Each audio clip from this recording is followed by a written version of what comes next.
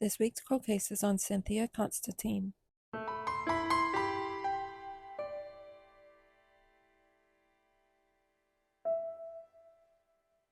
Cynthia Constantine disappeared July 11th, 1969. She was 15 years old, 5'3", weighed 117 pounds, with blonde hair and blue eyes. But as always, before we get started, let's see what was going on in 1969. Richard Nixon was our 37th president. David Bowie released one of his hit songs, Space Oddity, in 1969.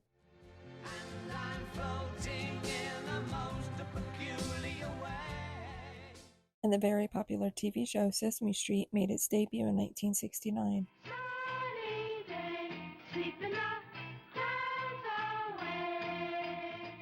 But on July 11th, 1969, in the small town of Oakdale, New York, 15-year-old Cynthia Constantine and her 17-year-old brother William took a walk into the woods, as they often did.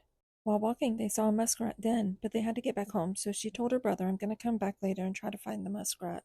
A few hours later, Cynthia left her home at 1400 Montauk Highway in Oakdale, New York, to go walk her dog along the train tracks across from her home, as she did every day. Around 7 p.m., her parents, who didn't know she left, went to the backyard to call Cynthia inside. William informed them she had left earlier to walk the dog.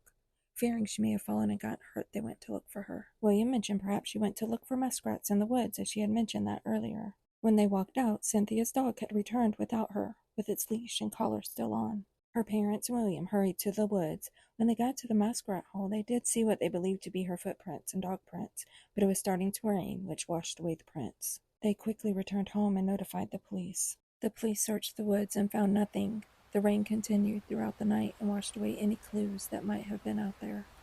The next day, the rain had cleared, so police went into the woods again, searching for Cynthia. Police, firemen, and even the local Boy Scouts came to help in the search. Sadly, there was no trace of Cynthia. Cynthia's parents feared she may have been kidnapped. They had many talks with her about strangers and going into the woods alone, but Cynthia's love for nature and animals always drew her into the woods. At that point, the police classified Cynthia as a runaway. But anyone that knew Cynthia knew she wouldn't leave. She loved her family and her pets, especially her rabbit, which was about to give birth any day, and Cynthia had been so excited about having baby bunnies. Now we'll go over the suspects, but before we do, please make sure you're following the channel. You give this video a like and you share it out. It not only helps the channel, but it helps us to continue to spread awareness. Cynthia's father owned a bicycle shop, which was attached to their home, and a year after Cynthia disappeared, they had a new basement floor put in. This raised concern with a couple of detectives. They suspected her father may have had something to do with Cynthia's disappearance. Several local people were suggested as suspects, but no one has been charged or named publicly. It's also worth noting that she disappeared near the train station and could have encountered numerous people there who weren't local to the area.